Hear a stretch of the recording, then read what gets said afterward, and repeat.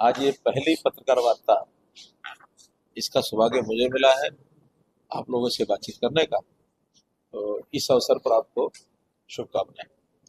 दूसरा, आज 27 सितंबर है और 27 सितंबर टूरिज्म डे इस नाते से मनाया जाता है, पर्यटन दिवस। तो आज इस पर्यटन दिवस के अवसर पर भी सभी हमारे जो सामान्यतः पर्यटन में ज़्यादा रुचि रखते हैं उन सबको बहुत बहुत शुभकामनाएं। आज जो पत्रकार वार्ता के नाते कहें या बातचीत के नाते कहें, तो सारे देश भर में पार्टी की ओर से, सरकार की ओर से जीएसटी के जो रिफॉर्म्स हुए हैं और जीएसटी का जो नया बदलाव करके व्यवस्थाएं बनाई गई हैं, उस संबंध में आपसे मैं बातचीत करूंगा।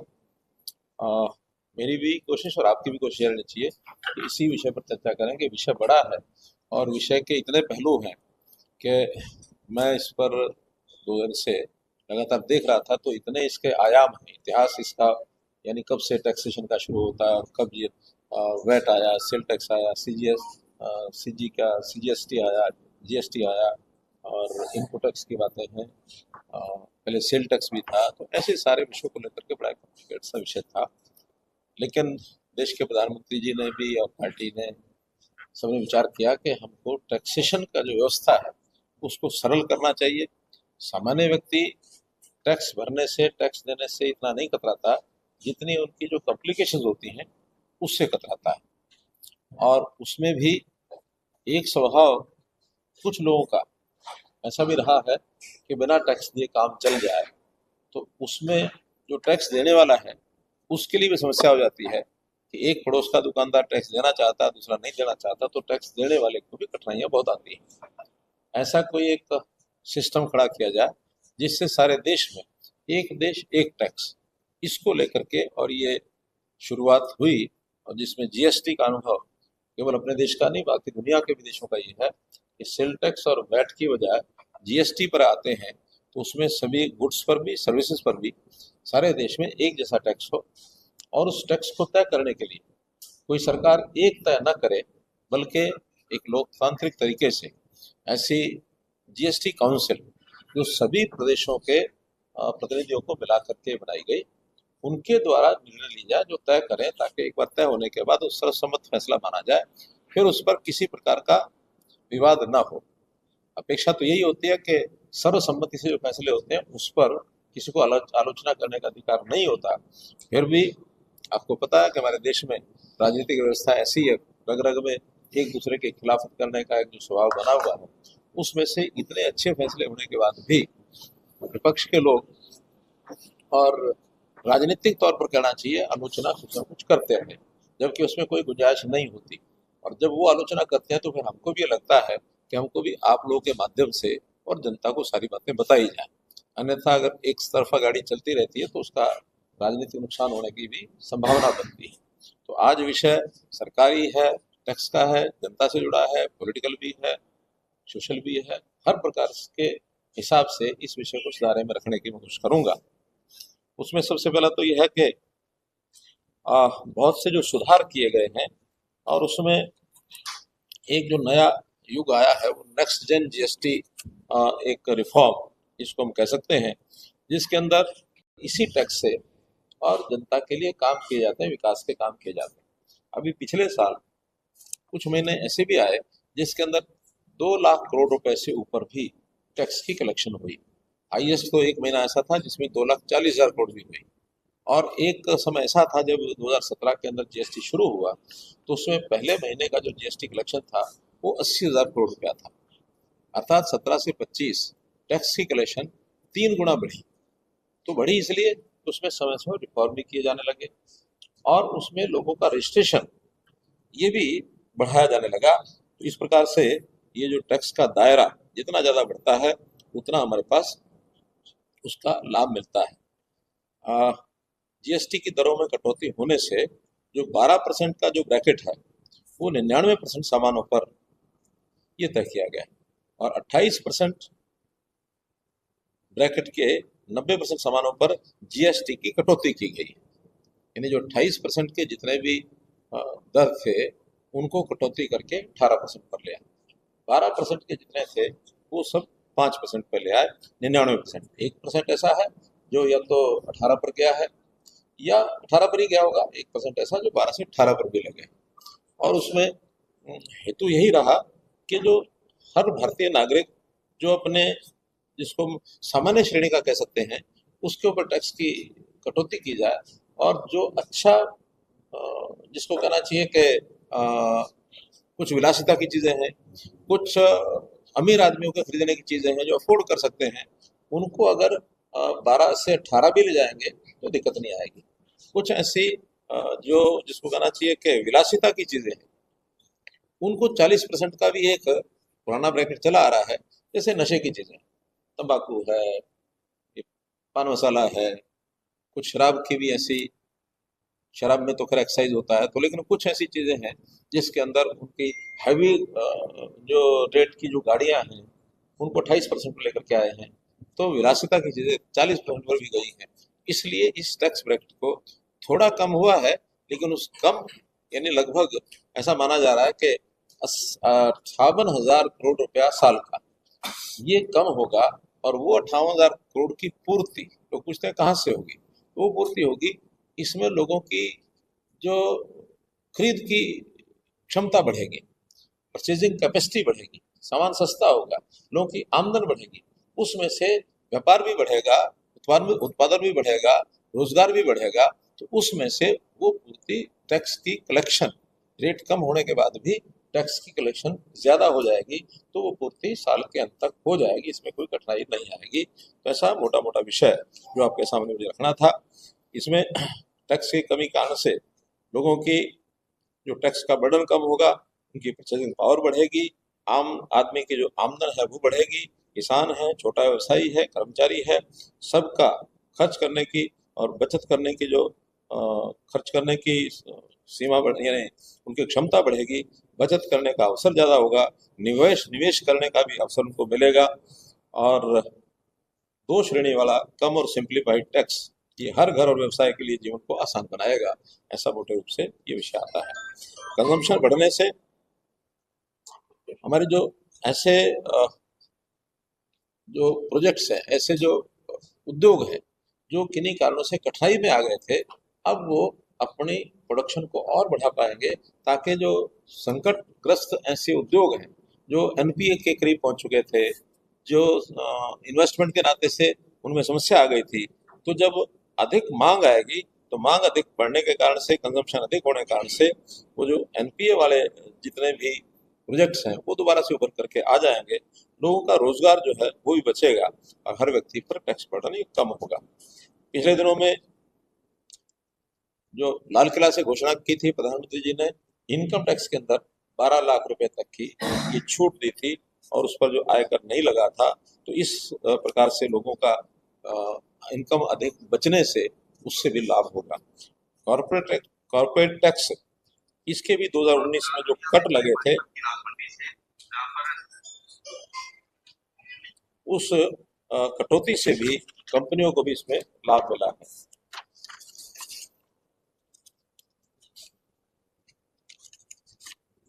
लग्जरी और सिन गुड्स, इस पर अधिक कर लगाया गया है। मोटा मोटा जो बातें मैंने बताई हैं वही दोबारा से, कि 2017 में जो करदाता थे उस समय 65 लाख थे, और अब बढ़कर के वो डबल से भी ज्यादा 1,51,00,000 ये जो करदाता रजिस्टर्ड हो गए हैं। इसके कारण से हमारा टैक्स बेस और बढ़ा है। बुनियादी ढांचे पर कुल मिलाकर के बहुत लाभ हुआ है। खास करके हमारे जो दो डिपार्टमेंट हैं जो मेरे पास हैं, अपना आवास क्षेत्र और पावर, इसके अंदर विशेष तौर पर जो कमी आई है, सीमेंट जो है 28% से 18% हो गया। जो जूट सीमेंट बॉन्डेड जितने भी बोर्ड बनते थे वो सब भी 12% से उनको 5% पर ले आए हैं। मार्बल और ग्रेनाइट बॉक्स 12% से 5% पर आया। ईंट निर्माण की जो जॉब वर्क की सेवाएं हैं उसको भी 12% से 5% किया। सैंड लाइम ब्रिक्स 12% से 5% किया। एफुलेंट ट्रीटमेंट प्लांट जो इंडस्ट्री के नाते से जो भी इस प्रकार के एफुलेंट के ठीक करने के लिए प्रोसेसिंग प्लांट थे उनको भी 12 से 5% किया है। तो ऐसा सभी उद्योग हो या आवास हो, इसके अंदर लागत जो है कम आएगी। सीमेंट जो है कुल मिलाकर के पूरे निर्माण का 11% हिस्सा सीमेंट का होता है। तो 11% सीमेंट उसमें लगती है, तो उसका जो 10% टैक्स कम होगा, तो कुल मिलाकर के पूरी जो कीमत है आवास की वो घटेगी। और इसी प्रकार से बाकी सब चीज़ों का भी अलग अलग शेयर उसमें होता है। एमएसएमई और रोजगार को बल इसलिए मिलेगा कि जो छोटी चीज़ें हैं ये सब एमएसएमई की फैक्ट्रियां बनाती हैं, इसलिए उनको भी इसमें लाभ मिलेगा। आ, सरकारी योजनाएं हैं जैसे पीएमएवाई। तो पीएमएवाई शहरी हो या ग्रामीण हो, इसके अंदर भी 3 करोड़ मकान जो देने की बात हमने कही है, उसके अंदर सरकार तो उतना ही पैसा देगी, लेकिन जो लागत उनकी आने वाली थी जिसको कंज्यूमर ने खुद अपने जेब से भरना था, अब उनका रेट उसमें कम होगा और 20 से 25 हज़ार रुपये की बचत उनको होगी, ऐसा अनुमान है। ऑटोमोबाइल में जो 350 सीसी की जो मोटरसाइकिल थी वो पहले 28% टैक्स पर थी, अब वो 18% पर आ गई।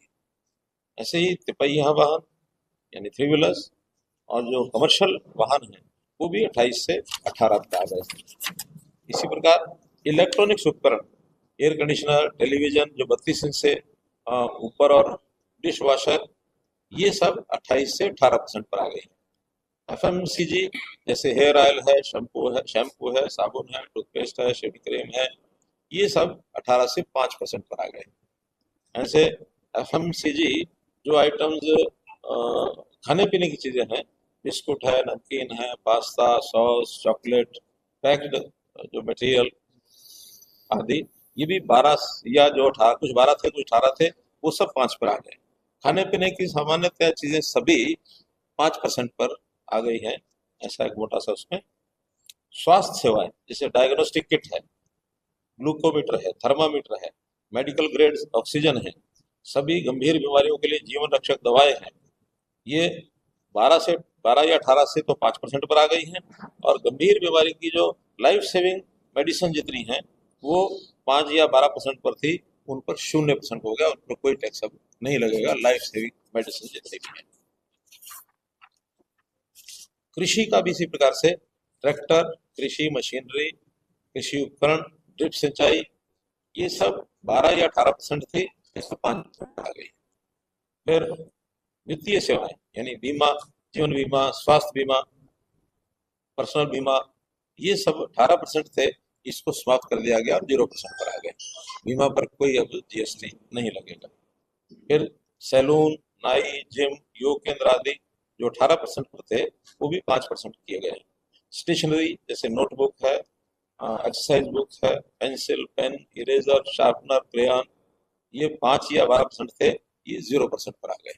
तो कुल मिलाकर के ये मोटे मोटे जो सेक्टर उदाहरण के तौर पर दिए हैं आपको, और इसी में से हम अनुमान लगा सकते हैं कि आखिर जो एक दिशा है इसकी लगाने की, कि आम आदमी की वस्तुएं खाने पीने की 5%, और बहुत जैसे गरीब व्यक्तियों के उपयोग में है, बच्चों के उपयोग में है, पढ़ाई के उपयोग में, उनको 0%, और जो सामान्य व्यक्ति ठीक से खरीद सकता है या जिसको मध्यम दर्जे से ऊपर का व्यक्ति है वो उसमें पेइंग कैपेसिटी है, पे कर सकता है, उसको 18%, ये मोटा सा उसमें रखा गया है ताकि ये हम सरलीकरण करें। और इसमें बहुत विषय जो टैक्स पेयर थे उनकी जो कठिनाइयाँ थी, खास करके एक इनपुट टैक्स की समस्या आती थी। इनपुट टैक्स में कभी कभी वो टैक्स ज़्यादा भरते थे, इनपुट टैक्स की उनकी रकम कम होती थी, तो बाकी का वजन उनके ऊपर पड़ता था। वो भी रिफंड जो है डिपार्टमेंट ने करना शुरू कर दिया है। और रिफंड में एडवांस में भी जो टैक्स भरते थे, इनपुट टैक्स तो उनका बाद में आएगा जब वो बेचेंगे, इस बीच में उनकी जो पूंजी है वो यानी ब्लॉक हो जाती थी। और 18% मानो कोई चीज खरीदे तो बहुत बड़ी पूंजी है, ब्लॉक होती है, उसका रिफंड जो 18% को मिलना बाद में जब बेचेंगे, 75% एडवांस में रिफंड वापस ले सकते हैं। इस प्रकार की उनकी पूंजी भी ब्लॉक होने से बचेगी। दिवाली इस अवसर पर जैसा मोदी जी ने कहा कि गिफ्ट के रूप में ये काम किया गया है, और इसके जितने भी विषय हैं उसको मैंने आपके सामने रखे हैं। अब मुझे लगता है कि टेक्निकल विषय है, आप लोग कुछ पूछेंगे, स्थानीय कोई बात होगी खास करके टेक्सटाइल की, तुम्हारे टेक्सटाइल में करने वाले या तो हमारे डॉक्टर अर्चना, नहीं तो अभी इसमें टेक्सटाइल में सब जुड़े हैं, तो कुछ विषय ऐसे आ सकते हैं कि जो आपको बता सकते हैं। मुख्य रूप से एक फोकस और रहा है कि भारत की जो बनी हुई चीज़ें हैं उनको प्रमोट ज़्यादा किया जाए, रॉ मटेरियल के नाते या कंजम्पशन के नाते। मेक इन इंडिया चीज़ें जो है उनको सस्ता किया जाए, और जो चीज़ें यानी बाहर से खरीदने की जो इच्छा करते हैं लोग, उसका जो ड्यूटी है उसको बढ़ाया जाए, ताकि बाहर से विदेशी खरीद के बजाय स्वदेशी के ऊपर लोग आए। तो स्वदेशी का आज क्यों एक आह्वान किया गया, आपको सबको मालूम है कि दुनिया में होड़ चली है स्वदेशी की, सब जगह चली है कि अपने देश को मजबूत करें बजाय कि हम दूसरे देशों पर निर्भर रहें। और इस होड़ के अंदर बड़े बड़े फैसले भी दुनिया के देश ले रहे हैं, उसमें हमें भी हिचक नहीं है। हमने खुले तौर पर कहा है कि मेक इन इंडिया ये हमारा गोल है, और मेक इन इंडिया में हम चीज़ों को बाहर दूसरे देशों को भेज सकें, इस प्रकार का भी हम प्रयत्न करेंगे।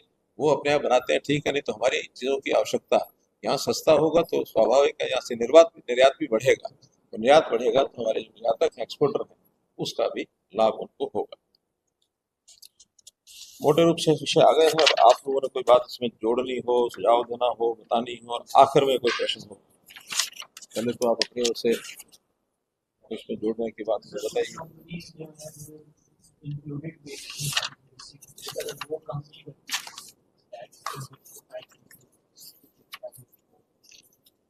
देखिए, इसमें थोड़ी सी एक बारीकी से चीज समझने की बात है, इंक्लूडेड करें या ना करें। बाजार जो है कंपटीशन का बाजार है, जब सबके लिए ओपन है कुछ चीज खरीद के लाना, तो इंक्लूड करके भी लगाएंगे तो भी ग्राहक को तो नेट रेट कितना मिलता है, चाहे टैक्स इंक्लूड करके बिल बनाए चाहे बिना बिल के बनाए, ग्राहक जो है उसी से खरीदता है जिससे वो जो उसके रेट उसको कंपटीशन में सस्ता मिलेगा। अब चूंकि कुछ लोगों के पास 22 तारीख से पहले पुरानी खरीद से लोगों ने अपने रखा हुआ सामान, और पुराने टैक्स मानो ज्यादा थे, आज वो रेट सस्ता हो गया, तो दुकानदार की इच्छा रहती है मेरा ज्यादा से ज्यादा माल पिछले टैक्स का जो मैंने खरीदा हुआ है उसी हिसाब से बिक जाए और मेरा घाटा कम हो। घाटा तो कोई बाजार कोई मार्केट का आदमी चाहता नहीं कि मुझे घाटा हो, लेकिन अगर उसका माल बचा रह गया और पड़ोस वाले का माल खत्म हो गया, वो नए टैक्स से कम टैक्स से खरीद के ले आया, तो ये सस्ता बेचना शुरू करेगा। ग्राहक अपने आप उसको कंपटीशन में ले आएगा कि जब वो सस्ता बेच रहा है इसका नहीं बिकेगा, फिर ये एडजस्टमेंट करेगा, कुछ नया खरीदेगा, कुछ पुराना डालेगा, एवरेज लगाएगा या थोड़ा घाटा खाएगा। तो उस नाते से ये स्थिर होते होते मैं ये नहीं कह सकता कि 22 को शुरुआत हो 23 को ये सब चीजें धड़ाधड़ कम हो जाएंगी, एक महीना 20 दिन लग सकता है, ऐसा मेरा मानना है। पानीपत को टेक्सटाइल सिटी कहते हैं देश दुनिया में। हम पानीपत में बैठे और आप आ रहे थे यहाँ से, कुछ लोगों ने ये कहा कि उनकी जो दिक्कत है कि पानीपत की इंडस्ट्री पहले से थोड़ा सा मंदी से जूझ रही थी, लेकिन ट्रम्प टैक्स के बाद, टैरिफ के बाद अब 70% काम खत्म हो गया। दिस इज देयर सेइंग, बहुत दिक्कत हो रही है, उनको सांत्वना कैसे देगी? दूसरी बात ये 22 तारीख से नई पहले एक कर ले फिर दूसरी करेंगे। आज 6 दिन है, पहले एक कर ले फिर दूसरी करेंगे। जहाँ तक पहला विषय आपका, देखिए सब दुनिया को पता है कि अमेरिका क्या खेल खेल रहा है। अब ठीक है, वो अपने इंटरेस्ट सोचेगा, अपने देश का सोचेगा, हम अपने देश के इंटरेस्ट सोचेंगे।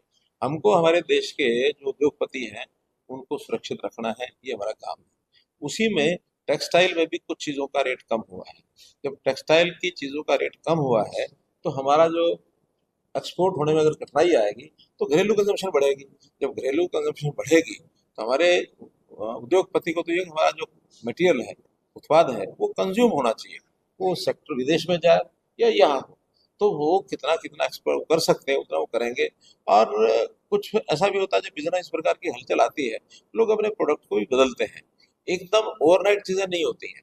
कभी ऐसा भी होता है कि एकदम मानो कोई चीज का रेट बढ़ा, स्टॉक पड़ा है हमारे व्यापारी के पास, तो रातों रात उसको लाभ भी होता है। कुछ चीजें व्यापार में रिस्क की चलती हैं, घटता भी है बढ़ता भी है।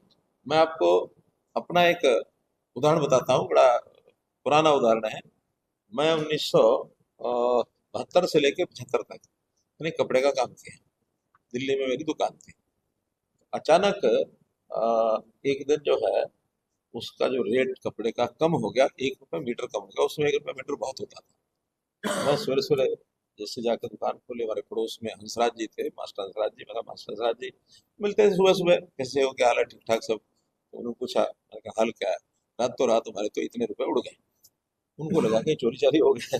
मैं कहा उड़ने कहाँ थे? कहा आपको पता नहीं कि रात को ये रेट जो है इसका 1 रुपया कम हो गया और हमारा जो स्टॉक पड़ा है इतने हजार मीटर पड़ा, उतने हजार मीटर गए। मैंने कोई बात नहीं, कोई बात नहीं, आप उसी में आ गए, आपको तो कोई बात नहीं। तो थोड़ा सा कमजोर स्थिति थी उसकी आर्थिक तौर पर। वो कहता आपके पास थे तो गए, मेरे पास नहीं है तो मेरा क्या गया। एक आम आदमी से सवाल जुड़ा हुआ है। तो आज भाई जैसे ये बिजनेस में थोड़े उतार चढ़ाव इसमें आया करते हैं, और सब अपना एडजस्टमेंट किया करते हैं। देश की जो स्थितियां परिस्थितियां होती है उसके साथ हम मिलके चलते हैं। अगर यहाँ कोई कठिनाई आई है तो हम चिंता करेंगे, चिंता करके उनका प्रोड्यूस कैसे मानो उस रेट पर आ जाए जिस रेट उनका बिक सके, एक्सपोर्ट में भी कैसे उनको लाभ दिया जा सकता है, ये विचार सरकार कर रही है। आज छठा दिन है जो संशोधित दरें लागू हुई है। प्रचार पहले से हो गया ना कि डेयरी आइटम्स प्रोडक्ट सस्ते हो जाएंगे। आपको वैसे बता दूं, मार्केट का ये है कि 10 रुपए पनीर के रेट पहले बढ़ा दिए, उन्हें कम तो नहीं किया। आज भी मदर डेयरी और अमूल का सुबह भी मैंने चेक किया, 6 दिन से वही प्रिंट रेट है और वही चार्जेस हो रहे जो पहले before implementing this new system. अभी भी वही हो रहा है, दूध दही के कोई बल्कि पनीर 10 रुपए महंगा कर दिया। आप चेक करो बाजार में। देखिए, वो जो पहले एक प्रश्न आया ना, मैंने उसका जवाब दिया। पहली बात तो है कि टैक्स के कारण से तो कहीं नहीं बढ़ा है, दूसरे कारण हो सकते हैं, क्योंकि रेट बढ़ने का खाली टैक्स ही कारण नहीं होता, और बहुत कारण होते हैं। रॉ मटेरियल उसमें लगता है, मानो दूध महंगा हो गया या कोई और चीज़ महंगी होगी जिस कारण से बढ़ गया। तो कई बार पहले से प्लानिंग होती है कि फला महीने उन्हें बढ़ाना है, पहले से सस्ता चला आ रहा है, हर किसी को साल में एक आध बार रेट अपने रिवाइज करने होते हैं। अगर तो ऐसा कारण है कि पहले से प्लानिंग में था और उन्होंने 10 रुपये बढ़ाया, कंपनियां होती है, कंपनियां कोई एक दिन में फैसला लेती नहीं है, कोई कारण ढूंढना पड़ेगा कि 10 रुपये उन्होंने क्यों बढ़ाया है, इसकी जानकारी मैं ले लूंगा। और जहां तक रेट कम ना करने की बात है, बहुत लोग ऐसे आए हमारे पास जिनका देखो एकदम इमीडिएटली हम रेट कम नहीं कर पाएंगे, हमारे पास मटेरियल भी है, पैक भी है, अब उसको खोलना, रेपर बदलना, ये करना वो करना। हमारा अगर थोड़ा बहुत लाभ जो ऐसा मटेरियल एग्जिस्टिंग है हमारे पास, उसका कोई लाभ होता तो हम इसको आगे आने वाले समय में पास ऑन करेंगे। क्योंकि पैक्ड चीज़ों की बड़ी समस्या होती है। खाली चीज़ है मानो अनपैक्ड है, वो तो रेट कम करके तोलना शुरू कर देगा। पैक्ड चीज़ों का मटेरियल भी पहले से पैक होता है, उसकी क्वांटिटी भी होती है, उसकी रेट भी पहले से छपा होता है, उनका बैच भी होता है, सब कुछ होता है। उसके लिए उन्होंने कहा कि हम इसको बाद में करेंगे। हाँ, कुछ लोगों ने पैक मटेरियल के साथ साथ कोई चीज़ें बहुत देनी शुरू कर दी है। मानो 20 रुपए का पैक है, वो तो 20 रुपए लेंगे, लेकिन 20 रुपए कोई 1 रुपए की या जितना उनको कम करना है उसको 1 रुपए की, जैसे वो कहते हैं ना झूंगा, तो वो 1 रुपए की चीज देनी शुरू कर दी है। एक आध दो लोगों ने ऐसा भी कहा कि इसमें एक समस्या हमारे पास आती है कि मान लो 70 पैसे कम हो गए, अब राउंड फिगर में हमने रखा हुआ है, तो 70 पैसे कम करने के लिए आज 20 रुपए की जगह 19 रुपए 30 पैसे, हमारी तो सिस्टम खराब होते हैं, क्योंकि लॉजिस्टिक्स होते हैं। लॉजिस्टिक्स में रेट भी जब होते हैं, फ्रैक्शन रेट्स को कंप्लीट रेट करते हैं सब। ये सारी इसमें जो हमारी रिटेल की चीजें हैं, इसके अंदर सब जगह आप देखेंगे ऐसा नहीं है कि 12 रुपए तो 12 का ही उसमें रेट फिक्स हुआ होगा। वो 12 रखते हैं तो फिर वो 11 से लेकर 13 तक 12 जोड़ते हैं ताकि कब तक 12 चलाएंगे, फिर बाद में सोचते हैं। ये सब में ही होता है। हमारे किराए हैं, मेट्रो का किराया है, बसों का किराया है, ये सब फ्रैक्शन को अपर लोअर साइड पर किया करते हैं। तो मैं कहता हूँ कि इन चीज़ों में अभी एकदम इन चीज़ों का इतना बारीकी से विश्लेषण करने की बजाय ये महीना 2 महीने देख करके ही करना चाहिए। रेट तकरीबन सस्ते आ गए। अब बहुत से लोगों ने कारें 1-1 लाख 1.5 लाख रुपया कार सस्ती कर दी, बहुत लोगों ने नई नई स्कीमें चला दी हैं। अमूल अमूल घी 40 रुपए 40 रुपए घट गया, आप 10 रुपए क्या चीज बढ़ाने की कह रहे हैं, अमूल बढ़ा रहे हैं, बटर, वो अमूल 10 रुपए पनीर 40 रुपए घटा रहे हैं। ये पनीर बढ़ा रहे हो, घी घट गया। तो इसलिए आप इसका एनालिसिस करो, कोई सुनी सुनाई बात पर यकीन ना करो, इसका एनालिसिस होगा, आपको महीने 20 दिन में पता लगेगा ये सारी चीजें। फायदा आगे जाके मिले तो बस चेक करना पड़ेगा। नहीं नहीं, इस पर सबको सतर्क रहना चाहिए, सबको सतर्क रहना चाहिए, नागरिकों को भी रहना चाहिए, मीडिया को भी रहना चाहिए, एडमिनिस्ट्रेशन को भी रहना चाहिए। अल्टीमेटली ओवरऑल यानी सामान्य चीजें 10-15% रेट के कम हुए। सर, आप जीएसटी कम करना सरकार का कदम अच्छा रहा है, लेकिन विपक्ष का कहना है कि बढ़ाई भी सरकार ने तो कम भी सरकार ने, तो खास क्या है? ये नहीं होता, ये चीजें एवोल्यूशन होती है। अब बढ़ाने घटाने का तो मैं बता रहा हूँ ना कि 2017 में लगा है, उस समय तो इन्हीं रेट्स के ऊपर जो 4 रेट है, तो कितना आया हमारे पास, 80,000 करोड़ रुपया। जब 80,000 करोड़ रुपया उस समय आया, बढ़ते बढ़ते उन्हीं रेट्स के ऊपर, हर दिन तो नहीं रेट नहीं घटते बढ़ते, कीमत तो 80,000 करोड़ रुपए थी, अब 2,40,000 करोड़ रुपया हो गया साल का, मतलब कुछ महीने। अदरवाइज पिछले साल 22.5 लाख करोड़ रुपए का हमारे पास रेवेन्यू आया है। जब ये लगता है कि हाँ ये रेवेन्यू आया तो अब जनता को राहत दी जा सकती है, तो जनता को राहत देने के लिए कभी एक स्टेप लेना पड़ेगा, तब लेना पड़ेगा ना जो ओवरऑल अमाउंट अच्छी आ जाएगी। जब अमाउंट मानो कम होती, वही 80,000 करोड़ रुपया चलती रहती, तो कम कैसे होते? सर आपको एक बात जाने बोलो मेड इन इंडिया, तो उसके बाद मीडिया फील हुई कि देखो ट्रम्प है, उसके बाद चीजें नहीं हुई, लेकिन अब मेड इन इंडिया चीजें जो प्रमोट बीजेपी का नारा लगा है हो, लेकिन उसमें बहुत अपने सामने आते हैं क्या थे? क्या थे? अभी मैं बंगाल की बात करूँ, आपने लोकसभा क्षेत्र वहां पे 70 लीटर की टंकी कार थी, 76 लीटर का पेट्रोल डाल दिया, वो जब मापा 57 लीटर निकला। ये अलग चीजें हैं। इसका टैक्स से या कॉस्ट से कोई लेना देना नहीं है। भ्रष्टाचार के हम तुरंत खिलाफ है। भ्रष्टाचार कहीं मिलता है तो उसको सख्त से सजा होनी चाहिए। भ्रष्टाचार बिल्कुल zero tolerance for corruption, we stand for that. ये कोई घटना अगर आप कोई बताएंगे और उसको उसको गवर्नमेंट की पॉलिसी बना देंगे, ये ठीक नहीं है। सर ऊर्जा अपना सर काले खान से करनाल तक जो आ रही है उसमें 17 स्टेशन थे और अब किस क्षेत्र को 4 बना दिए। सर क्या अभी प्रोजेक्ट का स्टेटस? वैसे तो मैंने पहले कहा था कि हम इस विषय पर रहेंगे ज्यादा अच्छा रहेगा। ये आपको फिर भी डिपार्टमेंट के नाते आप ऐसे पूछने में बता देता हूँ कि स्टेशन अभी क्या स्टेटस है? स्टेटस ये है कि बहुत जल्दी पीएमओ में, यानी उसका जो पीआईबी एक सिस्टम होता है, पीआईबी में प्रोजेक्ट जाने वाला है। उसका जो डीपीआर है सब बन गई है, पीआईबी में जाएगा, फाइनेंस में जाएगा, फिर कैबिनेट बनेगा। और मुझे लगता है 2-1 महीने में ये सारी चीजें क्लियर हो करके फिर उसके बाद आगे। हरियाणा की सियासत में विपक्ष, मुख्य विपक्ष कांग्रेस है, वो तो घर बैठे और बीजेपी सड़कों पे है, पब्लिक कनेक्ट कर रही है, जीएसटी की और चीजें हैं। तो मेरा कहना कि मतलब थोड़ा सा सियासी तड़का भी हो सकता है, कांग्रेस घर बैठी और बीजेपी वाली सड़कों पे। देखिए, इन चीजों में सियासत नहीं देखनी चाहिए। ये चीजें काम करने का एक तौर तरीका होता है। भारतीय जनता पार्टी का जनसंघ के समय से ये तौर तरीका रहा है कि जनता से जुड़ के रहो। आप सत्ता में हो तो, नहीं सत्ता में हो तो। हम विपक्ष में थे तब भी इसी प्रकार से जुड़े रहते थे, आज सत्ता में है तब भी इसी प्रकार से जुड़े रहते हैं। हमारा कैडर बेस्ड सिस्टम है। हम अपने कैडर को भी प्रशिक्षित करते हैं, उनको एक्टिव भी रखते हैं और हर समय की ताज़ा बात ये जनता तक पहुंचाते हैं। हम विपक्ष में हैं तो जो सत्ताधारी लोग हैं उनकी गलतियां पहुंचाते हैं, हम सत्ता में हैं तो अपनी उपलब्धियां पहुंचाते हैं। जनता के साथ जुड़ना और किसी पॉलिटिकल पार्टी का उद्देश्य भी यही होता है। जो बिना जुड़े ऐसे हवाबाजी करते हैं उनका हाल यही होता है जो आज कांग्रेस का हो रहा है। एक आपसे सवाल है जीएसटी से एक बिल्डर से मुद्दा कह रहे हैं किसानों को बोनस देना चाहिए कि उनकी फसल खराब होती है। ऐसा सुझाव देने में कोई देर नहीं लगती, कुछ भी दे सकते हैं। और हमने हमेशा किसानों के बारे में जितने समय, मुझे 10 वर्ष का तो अपना उस समय ध्यान है, अभी 1 वर्ष ये हो गया, 11 वर्ष के कार्यकाल में किसानों की तकलीफों को अपनी तकलीफ हमने माना है। और जब जो जरूरत समझी वो हमने किया है। आप उनके समय का उठा के देख लें, आखिर तुलना तो इसी ढंग से की जाती है ना कि 10 साल शासन उन्होंने किया, 11 साल हमने किया। उन्होंने 2005 से 2014 उन 10 सालों में मात्र 1100 करोड़ रुपया, उसमें भी 250 करोड़ रुपया हमने दिया आगे। उन्होंने 850 करोड़ रुपया वो दे के गए, 250 करोड़ उनके समय का हमने पे किया। और हमने इस समय में लगभग 14-15 हजार करोड़ रुपया दिया। 11-12 हजार तो हमने पिछले 10 साल में दे दिया था। अभी 2-2.5 हजार करोड़ रुपया अब सारी स्कीम बन गई है। जो नया नुकसान हुआ है उस नुकसान के जितने भी हमने पोर्टल के ऊपर, हर एक किसान से कहते हैं अपना नुकसान बताओ। उन्होंने तो कभी किसान को बताया ही नहीं। तहसीलदारों को बता दिया या पटवारियों को बता दिया, गिरदावरी करो। जिस गांव की जो दिखानी है पहले उनको सूचना होती थी, इस गांव का इतना नुकसान दिखाना, इसका इतना दिखाना। उसमें भी राजनीति वो करते थे, किसान चिल्लाते रहते थे। हमारे यहाँ किसान को पूरी छूट है कि वो अपने बारे में अपने आप बताता है। हाँ, उसके बाद सर्वे हम भी कराते हैं, लेकिन पहले इन्फॉर्मेशन किसान की होती है। तो बहुत बड़े अंतर हैं, इसलिए उनको कोई ये इस प्रकार की बात करने का कोई अधिकार नहीं है। जीएसटी से अलग सवाल है। आप संसदीय क्षेत्र है आपका पानीपत करना, आपसे जुड़ा हुआ सवाल है कि आपके कार्यकर्ता एक दबी जबान में एक बात कह रहे हैं कि जो हाल फिलहाल में मार्केट कमेटी के चेयरमैन बनाए, उसमें से कुछ ऐसे लोग हैं या ऐसा कोई एक व्यक्ति है जो 1.5 साल पहले लोकसभा चुनाव के 2 महीने बाद निष्कासित कर दिया था उसको, और अभी तक शायद निष्कासन उसका वापस नहीं लिया गया।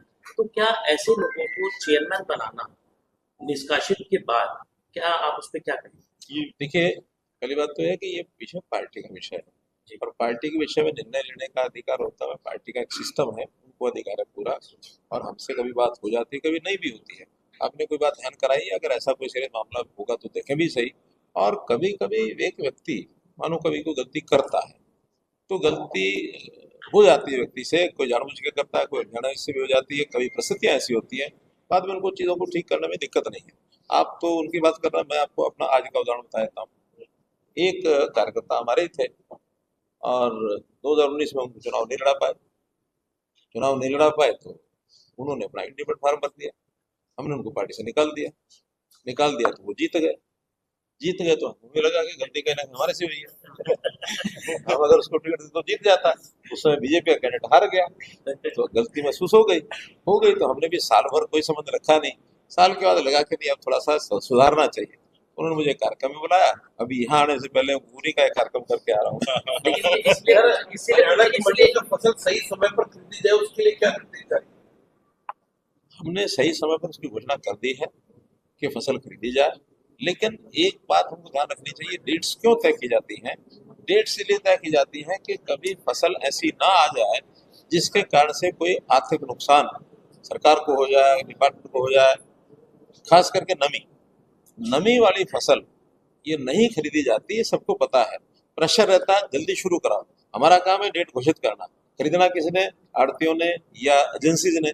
एजेंसी जाके नापती है, उसके अंदर अभी भी क्या मॉइस्चर है तो किसान को भी पता है मॉइस्चर है, तो इसलिए उस नुकसान को जिसको नुकसान होता है वही रोक के रखेगा। हम अभी नहीं खरीदेंगे, 17% मॉइस्चर पर ले आओ, उस दिन खरीद लेंगे। तो जिस दिन फसल 17% मॉइस्चर पर आ जाएगी वो खरीदना शुरू कर देंगे। हमारी ओर से कोई बंधन भी नहीं है और कोई प्रमोशन भी नहीं है कि आप गीली खरीदो। सर आपके डिपार्टमेंट से संबंधित पर्सन हाई टेंशन टावर होते हैं जो बिजली के शहर के अंदर कॉलोनीज के अंदर हादसे होते रहते हैं, पीछे से कई वायदे हरियाणा सरकार की कि वो टावर हटाए जाए, लाइन हटाई जाए, तो पहले तो वही कॉलोनियों के अंदर भी है, हटे नहीं, और आगे भी जो आउटर में कॉलोनियां बन रही है तो सड़कें जो बनाते हैं वो लाइनों के नीचे बना देते हैं। तो इस प्रकार की जो समस्या है हादसे होते हैं, कोई योजना है हटाने की? ऐसा है, पहला विषय तो ये है, जैसे वो कहा होता है ना कि पहले अंडा के पहले मुर्गी, तो मेरा प्रश्न यही होता है हमेशा, ये पहले तार लगी या पहले मकान बने? जो ऐसी कॉलोनियां हैं वहाँ पहले तार लगती है, पहले मकान बनते हैं, क्या होता है? सर मेरा दूसरा पर्सन यही बोला ना, नहीं बन रहे हैं सुनो ना, तारों आपने के कहा, नीचे बनते लेकिन पहले यही होता है ना कि पहले तार तारे लगती है। बन जाते हैं। हाँ, तो तारे पहले लगती है, मकान जो बनाते हैं गलती तो उनकी है ना? गलती होने के बाद फिर प्रेशर बनता है कि तारे हटाओ, तो वास्तव में तो तारे नहीं हटने चाहिए। फिर भी चूंकि डेमोक्रेसी है, जनता हमारी अपनी है, वो गलती करे, वो कोई इधर उधर के नुकसान करे, भटक जाए, तो बहुत तरह की सुविधाएं दी जाती हैं। तो ऐसे लोगों को सुविधा के तौर पर कहा था कि भी जहाँ कहीं संभव होगा इस तार को हटाया जाएगा, लेकिन उसमें से कुछ पैसे वो जमा कराए। कुछ स्थानों पर लोगों ने पैसे इकट्ठा करके जमा कराए भी हैं, जो पैसे जल्दी जमा, कुछ पैसे होते हैं उसमें ज़्यादा नहीं, कुछ पैसे जमा कराते तो उनकी तार जल्दी हट के दूसरी साइड चले जाती है। जो नहीं जमा कराते वो कभी अवसर आएगा तो देखेंगे। इसलिए तारों के नीचे मकान ना बनाए जाए। हाँ, जो अभी बना रहे हैं उसको एडमिनिस्ट्रेशन को हटाए, तोड़े, ये हमारा भी काम है, उसको तोड़वाएं। और कहीं अगर ऐसा विषय कोई आपको पता हो तो मैं आज ही डीसी को कहूँगा, ये हमारे जो डीटीपी यहाँ के हैं कोई, आप सारा पानी में थोड़ी बनना है। आप यहाँ मत बताओ मेरे भाई, यहाँ मत बताओ, बाहर निकल के बताओ। नहीं सर, ऐसा वो पर्सनली सोनी है। बढ़ती बिजली की डिमांड को लेकर हरियाणा देश में क्या प्रयास किया? बढ़ती बिजली की डिमांड को हमने उसकी सप्लाई बहुत सुनिश्चित रूप से पूरी कर दी है। 2013 में हमारे देश में 14 में जब मोदी जी की सरकार आई, देश के अंदर 4.5% की बिजली की कमी थी। हमारा देश पावर डेफिशिएंट एक कंट्री के नाते से माना जाता था। 24 में हम लगभग, जो क्योंकि पिछले साल बता रहा हूँ कि हमारी जो पीक डिमांड गई थी वो 250 गीगावाट गई थी। गीगावाट आप समझ पाओगे, 250 गीगावाट हमने सप्लाई की, थोड़ा सा 0.01%, ये हमारी कम रह गई थी। हमने इस 25 से आते आते जो डिमांड हम मान रहे थे कि ये हमारी 250 के बजाय 267 चली जाएगी, हर साल डिमांड बढ़ती है तो पिछले जो आंकड़े हैं, लेकिन इस बार वर्षा ज़्यादा हुई, वो डिमांड 250 भी टच नहीं की, 242 रह गई। और अब हमारे पास पावर सरप्लस है। सरप्लस पावर को तो हम अब देख रहे हैं कि कोई हमारे से ले ले, हम एक्सपोर्ट कर दें, जिस भाव लेना ले लें। आज पावर के पीपीए होते हैं, स्टेट्स लेती हैं, जहाँ जरूरत होती है वो लेते हैं। कुछ पावर बचती है तो मार्केट उसके लिए ओपन मार्केट है, ओपन मार्केट में पावर बिकती है, जिस स्टेट को जरूरत होती है वो उसमें से ले लेते हैं। 8 दिन पहले एक दिन ऐसा आ गया था जिस दिन एक 15 मिनट के लिए कोई पावर को लेने वाला नहीं था, और रेट घटाते घटाते आप अनुमान लगा सकते हैं कि उस पावर मार्केट में क्या रेट आ गया होगा? पता किसी को? कोई अनुमान लगा सकते हैं क्या रेट आ गया होगा? नहीं, 1 पैसा यूनिट, खरीदने वाला कोई नहीं। तो इसलिए आज पावर की स्थिति है, हाँ, किसी प्रदेश के पास खरीदने के लिए पैसे नहीं होंगे तो वो नहीं ले पाएगा। अब हर स्टेट को अपना इंतजाम करना पड़ता है कि उनके पावर के डिपार्टमेंट यानी जो यूटिलिटीज हैं, डिस्ट्रीब्यूशन कंपनीज हैं, उनके पास खरीदने के लिए पैसा तो चाहिए। पैसा तब होगा जब उनके लॉसेस कम होंगे, लाइन लॉस कम होंगे। हमारे यहाँ 2014 में 31% 33% वाला लाइन लॉस था, आज लाइन लॉस 11% आ गया। हमने उसको 22% कम किया है। और हरियाणा, गुजरात ऐसे 2 स्टेट हैं जिनकी कंपनी आज प्रॉफिट में है, ग्रेड A1 पर है, ए प्लस पर है। हमारी कंपनियां अच्छी हो गई है, लेकिन कुछ प्रदेश आज भी बहुत पीछे हैं, नुकसान में है। अभी थोड़ा सा आपके बयान से बुजुर्ग बड़े खुश हैं, आपने बयान दिया कि आपकी पेंशन भी बढ़ा रहे, बुढ़ापा पेंशन। वो तो क्योंकि साल के बाद 200 रुपये बढ़नी चाहिए। अब वो किस दिन बढ़ती है, ये हमारे मुख्यमंत्री या आपने कहा हमारे, सूचना मैं देता हूँ, घोषणा मुख्यमंत्री करेंगे। हाँ, तो यही मैं अभी भी कह रहा हूँ कि बढ़नी चाहिए, तो मुख्यमंत्री पूछ रहे हैं किस दिन बढ़ाएंगे। सर सैनिक आवास भी आपके पास मैं भी वही बात कर रहा हूँ, लेकिन बढ़नी चाहिए। केंद्र सरकार ने ऐसा कोई योजना काफी सालों से बोल बैठे जिन पर सरकारी आवास ही बन रहे हैं और 20-25 साल से बैठे हुए कोई बन नहीं, तो उनके लिए कोई केंद्र की योजना क्या फिर शहरी आवास आपके पास हाँ, हाँ। अभी ऐसी कॉलोनियां तो 20-25 साल से जो लोग बैठे हुए हैं अपने घर में, तो ऐसी कोई योजना केंद्र सरकार की कि वो मालिका अवैध हो गई। देखिए, अलग अलग प्रदेशों की अलग अलग जो लीज पर थी, अभी भी फ्री होल्ड नहीं हुई है, तो बड़ी संख्या में है, लाखों की संख्या में। अब उसकी प्लानिंग बन रही है कि थोड़ा बहुत पैसा लेकर के और उनको फाइनल करते हैं। रजिस्ट्री है तो वो फिर, हाँ, वो तो मालिक हो गए ना। उन्होंने तो केवल उस कॉलोनी को पास नहीं कराया, वो अवैध एक प्रकार की कॉलोनियां हैं, उनको रेगुलाइज करने के लिए पीछे 1600-1700 कॉलोनियों का हमने डिक्लेयर की है। कितने? 1250 कॉलोनियां डिक्लेयर कर दी हैं। उसमें इतना ही है कि डिक्लेयर करने के बाद वहाँ के जो विकास कार्य है वो जैसे जैसे समय आएगा सबको कोई दिक्कत नहीं। आप सब लास्ट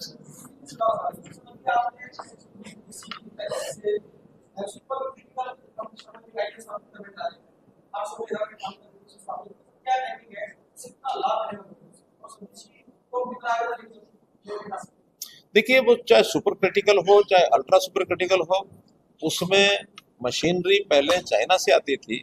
अब हमारी कंपनियों ने मशीनें बनानी शुरू कर दी हैं, खास करके 2 कंपनियां, BHEL और L&T। तो BHEL L&T की टेक्नोलॉजी सारी जो पहले विदेश की थी उसी से बना रहे हैं। 2032 तक हमने जितने प्लांट अपने देश में लगाने हैं सबके ऑर्डर वहाँ बुक हो गए हैं। कोई प्लांट अब बाहर से विदेश से नहीं आता है। हाँ, 2032 के बाद कितनी जरूरत पड़ेगी कितनी नहीं पड़ेगी, उसके नाते से सभी स्टेट्स अपना अपना मूल्यांकन कर रहे हैं, क्योंकि अब थर्मल की बजाय रीन्यूएबल एनर्जी में लोग ज़्यादा जा रहे हैं। सोलर में जा रहे हैं, विंड में जा रहे हैं, फिर सोलर को बैटरी स्टोरेज में जा रहे हैं, पंप स्टोरेज में जा रहे हैं। अब न्यूक्लियर भी आगे शुरू हो गए हैं। 8 प्लांट पहले लगे हुए, 9वां प्लांट अभी 25 तारीख को प्रधानमंत्री जी बांसवाड़ा उसका शिलान्यास करके आए हैं। न्यूक्लियर भी आज जो 8 या 9 गीगावाट है, ये 100 गीगावाट तक 2047 हो जाएगी। तो थर्मल के अलावा बाकी जिसमें कार्बन डाइऑक्साइड के एमिशन नहीं है, वो मेथड ज़्यादा अपनाए जाएंगे। जरूरत पड़ने पर थर्मल का भी उपयोग हमको करना होगा।